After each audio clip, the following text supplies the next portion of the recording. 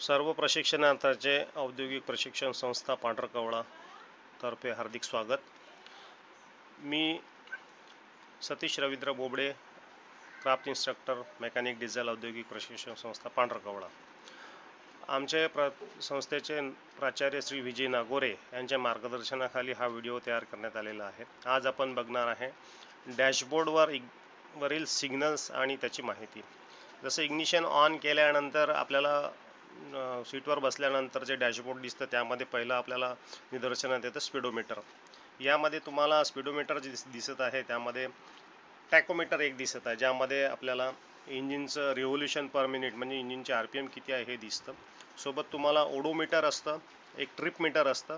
Odometer हे increasing रेटला राहतं आणि ट्रिप मीटर आपल्याला जर 2 नंतर जर मोजायचं असेल तर तुम्हाला ट्रिप मीटरद्वारे मोजता येतं। इग्निशन ऑन केल्यानंतर डॅशबोर्डवरचे जे लाईट्स आहे हे ऑन होतात।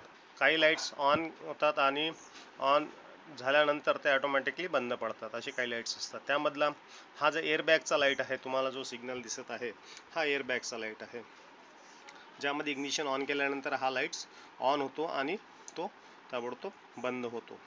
तर जर तुम्हाला गाडी सुरू असताना हा जर सपोज लाईट जर लागला तर त्यामध्ये तुम्हाला काळजी घ्यायची आहे, एअरबॅगच्या सिस्टीममध्ये कुठेतरी प्रॉब्लेम्स आला असेल हे निदर्शनात येऊ शकतं। अशा वेळेस तुम्हाला ताबडतोब गाडी दाखवावं लागतं। यानंतरचा जो सिग्नल दिसत आहे तुम्हाला ब्रेक लाईटचा सिग्नल, इग्निशन ऑन केल्यानंतर हा पण ऑन होतो आणि गाडी चालू केल्यानंतर हा बंद होतो। जर हँड ब्रेक वगैरे लागला असेल किंवा ब्रेक लाईट ह्याच्यामधलं सिस्टीममधलं ऑइल वगैरे कमी झालं असेल, पार्किंग ब्रेक जर ऑन असेल तर हा लाईट ऑन राहतो। तशा वेळेस ही काळजी घ्यायची आहे, हा लाईट्स ऑन राहता कामा नये। सपोज जर हा ऑन राहिला तर हँड ब्रेक लागला असेल हे समजू शकतो, किंवा ब्रेकच्या सिस्टीममधलं फ्लूइड कमी झालं असेल असं आपल्याला निदानात येऊ शकतं। त्यामुळं तुम्हाला काळजी घ्यायची आहे, हा लाईट्स चालू नसायला पाहिजे। हा लाईट्स जर लागून राहिला, जर हँडब्रेक ऑपरेटिंग राहिले तर तुमचं व्हील सिलेंडरमध्ये प्रॉब्लेम येऊ शकतात, व्हील सिलेंडर मेल्ट होऊ शकतात ओव्हर हिटिंगमुळं, कारण की कॉन्स्टंटली ब्रेक तुमचे हे एंगेज राहील। त्यावेळेस तुम्हाला ही काळजी घ्यायची आहे, हा लाईट्स ऑन राहिला नाही पाहिजे। इग्निशन क्रँकिंग केल्यानंतर जनरली हा लाईट ऑफ होऊन जातो, हे तुम्हाला काळजी घ्यायची आहे। यानंतरचा जो सिग्नल्स आहे तुम्हाला बघायचा आहे, हा एअरबॅगचा सिग्नल आहे, ABS म्हणून लिहिलेलं असतं, अँटी ब्रेक लॉकिंग सिस्टम हा सिग्नल दिलेला आहे। तर हा जसा तुम्ही इग्निशन ऑन कराल तर हा इग्निशन ऑन केल्यानंतर हा लाईट ऑन होईल आणि काही सेकंदामध्ये हा ऑफ होईल। या सिस्टीममध्ये तुम्हाला जर कॉन्स्टंटली हा ग्लो राहिला तर अँटी ब्रेक लॉकिंग सिस्टीममध्ये काही प्रॉब्लेम्स आलेला आहे असं आपल्याला समजण्यास हरकत नाही, आणि अशा वेळेस आपल्याला ताबडतोब तो सर्व्हिस सेंटरमध्ये गाडी नेऊन दाखवायची आहे, ही तुम्हाला काळजी घ्यायची आहे। यानंतरचा जो लाईट आहे ऑइल चेंज, इंजिन ऑइलमधलं जर लेवल जर कमी झालं असेल, इग्निशन ऑन केल्यानंतर ऑन होईल आणि ऑफ होईल। जर हा कॉन्स्टंटली जर चालू राहिला तर इंजिन ऑइल जे आहे लेवल वगैरे कमी झालेली आहे, किंवा इंजिन ऑइलमध्ये इंजिन लेवल कमी झाल्यामुळे इंजिन ऑइल टाकायचं आहे हे तुम्हाला निदर्शनात येईल, त्यामुळे ही काळजी घ्यायची आहे। यानंतरचा जो लाईट दिसत आहे आपल्याला, तर अशा वेळेस तुम्ही हे इंजिन ऑइल एक महत्त्वाचा आयटम्स आहे, कारण की डिझेल सिस्टीममध्ये ऑइल प्रेशरवर सगळ्या गोष्टी वर्किंग करत असतात, ती काळजी घ्यायची आहे। हा आहे चेक लाईट जो आहे, MPFI लाईट म्हणतो याला आपण, माल फंक्शन इंडिकेटर लॅम्प म्हणतो। हा खूप महत्त्वाचा आहे, जेवढी काही इलेक्ट्रॉनिक सिस्टीम जी असतं तुमच्यामध्ये ती या लाईट सिग्नलवर डिपेंड करतं। जसं क्रँक केल्यानंतर हा लाईट ऑफ होईल, इग्निशन ऑन केल्यानंतर हा ऑन राहील आणि क्रँक केल्यानंतर हा ऑफ होईल। जर हा कॉन्स्टंटली जर चालू राहिला तर तुम्हाला काळजी घ्यायची आहे की कोणत्या तरी सेन्सर्समध्ये काही ना काही प्रॉब्लेम्स आला आहे हे तुमच्या निदर्शनात येईल, त्यामुळं या लाईटवर जरा जास्त कॉन्सन्ट्रेट तुम्हाला राहायचं आहे। याला इंजिन सर्व्हिस इंजिन सून पण म्हणतात। हा नंतरचा एक लाईट दिला आहे व्हेकल सर्व्हिस सून। काही गाड्यांमध्ये स्विफ्ट वगैरेमध्ये यामध्ये चाबी आणि याच्याशी रिलेट चाबी आणि पाण्याचा सिग्नल दिलेला आहे।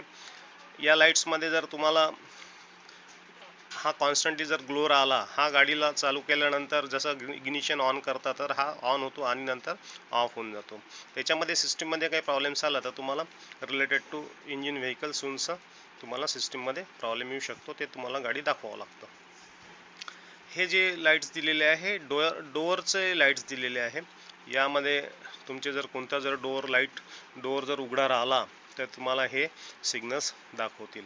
काही वेगवेगळ्या प्रकारचे सिग्नल्स राहतात. अशा प्रकारचे सिग्नल हे गाडीमध्ये जनरली असतात. समोरचा दरवाजा उघडा आहे की मागचा आहे हे यामधून आपल्याला लक्षात येतं. हा दिलेला आहे ग्लो प्लग लाईट. यामध्ये लाईट हा कॉन्स्टंटली ग्लो नाही राहत. हा इग्निशन ऑन केल्यानंतर ग्लो होतो आणि क्रँकिंग केल्यानंतर बंद होतो. तर हा लाईट सर काही सेकंदापर्यंत ऑन राहील आणि जसं तुमचं इंजिनचं टेम्परेचर मेंटेन झालं का हा ऑटोमॅटिकली ऑफ होईल. तर याला म्हणतात ग्लो प्लगचा लाईट, हीटर प्लग लाईट म्हणतात. हा जो सिग्नल दिसत आहे तुम्हाला हा हाय बीम इंडिकेटर लाईट. तुमचं जेव्हा हा इग्निशन ऑन केल्यानंतर हा ऑनच राहील, यामध्ये बंद होणार नाही. जसं तुम्ही हाय बीमला चालू करता, तर हाय बीमला चालू केल्यानंतर हा लाईट सिग्नल दाखवेल तुम्हाला की आपलं हेडलाईट सिस्टीम हा हाय बीमवर आहे. हे तुम्हाला यामधून लक्षात येईल. तर तुम्हाला ही पाहायचं आहे. यानंतर हा इंजिन कूलंट टेम्परेचरचा एक लाईट दिलेला आहे. काही गाड्यांमध्ये मीटर असतं टेम्परेचर सेन्स करण्यासाठी. काही गाड्यांना अशा प्रकारचे लेटेस्ट गाड्यांना सिग्नल येऊन राहिले. असे वेगवेगळे प्रकारचे सिग्नल्स राहतात. मॅन्युफॅक्चरिंगनुसार ते सिग्नल असतात. तर यामध्ये कूलंट लेवल जर कमी झाली असेल किंवा कूलिंग सिस्टीममध्ये जर काही प्रॉब्लेम आला असेल तर हा लाईट्स हा कॉन्स्टंटली ग्लो राहील. यामध्ये याची सिस्टीम अशी आहे की जसे तुम्ही इग्निशन ऑन करता हा लाईट ऑन होईल, क्रँकिंग केल्यानंतर हा लाईट ऑफ होऊन जाईल. तर हा लाईट जर कॉन्स्टंटली ग्लो राहिला तर तुम्हाला कूलिंग सिस्टीममध्ये काही प्रॉब्लेम आलेला आहे हे तुम्हाला लक्षात येईल. काही गाड्यांमध्ये हा टेम्परेचरचा पण लाईट असतो किंवा दोन्ही मिळून हा एकच लाईट असतो. तर ही काळजी घ्यायची आहे. म्हणजे इंजिनचं टेम्परेचर जे आहे या सिग्नल्स थ्रू तुम्हाला लक्षात येईल की इंजिनचं टेम्परेचर जे पाहिजे, स्टँडर्ड टेम्परेचर असायला पाहिजे, ज्यावेळेस रेडिएटरचे फॅन वगैरे ऑन व्हायला पाहिजे, यानुसार हा सिग्नल यामध्ये दिलेला आहे. तर तुम्हाला हा टेम्परेचर सेन्सर लाईट जो आहे इंजिनचं टेम्परेचर सेन्स करतो आणि हे तुम्हाला दाखवतं. तर ही काळजी घ्यायची. हे लाईट्स ऑफ व्हायला पाहिजे. हे गाडी चालू असताना कोणताही लाईट हा सिग्नल से ऑन नसायला पाहिजे. ही तुम्हाला काळजी घ्यायची आहे. Temperature lights and coolant lights can come on at the same time. दोन्ही लाईट्स एकसारखे असतात. नंतरचा सिग्नल्स दिलेला आहे फ्युएलचा. यामध्ये तुमच्या गाडीच्या टाकीमध्ये जर फ्युएल कमी झालं असेल किंवा गॅस कमी असेल तर हा फ्युएल लाईट्सचा सिग्नल आहे. काही गाड्यांना डॅशबोर्डवर फ्युएलचं लेवल दाखवण्यासाठी मीटरसुद्धा असतं. काही गाड्यांना अशा प्रकारचं सिग्नल दिलेलं आहे. लेटेस्ट गाड्यांना हे सिग्नल झालेलं आहे. म्हणजे फ्युएल टँक म्हटलं फ्युएल जर कमी लेवल झाली असेल तर तुम्हाला अशा प्रकारचा सिग्नल्स येईल किंवा मग मीटरमध्ये तुम्हाला तुमचे लेवल लक्षात येईल. त्यानुसार तुम्हाला फ्युएल भरायचं आहे आणि कमीत कमी तुम्हाला फ्युएल्स गाडीमध्ये असणं गरजेचं आहे. नंतरचा लाईट दाखवून राहिला हा ऑइल प्रेशर लाईट किंवा इंजिन ऑइल लेवल लाईट म्हणतो आपण त्याला. यामध्ये तुम्हाला काळजी घ्यायची आहे की हा लाईट कॉन्स्टंटली ग्लो नको व्हायला. हा इग्निशन ऑन केल्यानंतर बंद असायला पाहिजे. जेव्हा तुम्हाला गाडी चालू करायची त्याच्या अगोदर तुम्हाला इंजिनची ऑइल लेवल ही बरोबर आहे का नाही ही बघायची आहे. आणि हा जर कॉन्स्टंटली ग्लो राहिला तर तुमच्या सिस्टीममधलं ऑइल कमी झालेलं आहे असं तुमच्या निदर्शनात येईल. हा एक नवीन ॲडव्हान्स गाड्यांना अशा प्रकारचा दिलेला आहे. थ्रोटलचं पोझिशन्स वर्किंग प्रॉपर होऊन राहिली का नाही आहे त्यानुसार हा एक लाईट्स दिलेला आहे. यामध्ये ब्रेंचचा पाण्याचा पण दिलेला आहे. म्हणजे तुमचं थ्रोटल सिस्टीम ॲक्सेलरेशन सिस्टीममध्ये जर काही प्रॉब्लेम्स आला तर तुम्हाला हा लाईटवर तुम्हाला कॉन्सन्ट्रेट करायचं आहे. हा लाईट पण यामध्ये इग्निशन ऑन केल्यानंतर हा ऑन होईल आणि ऑफ होईल. तर ही काळजी घ्यायची तुम्हाला. ही लाईट्स कॉन्स्टंटली ग्लो होता कामा नये. हे नवीन ॲडव्हान्स गाड्यांना अशा प्रकारचं एक सिग्नल दिलेलं आहे टायरचं प्रेशर. म्हणजे सपोज तुमच्या गाडीमधलं जर टायर प्रेशर जर सपोज कमी झाले असेल तर अशा प्रकारचा हा लाईट तुम्हाला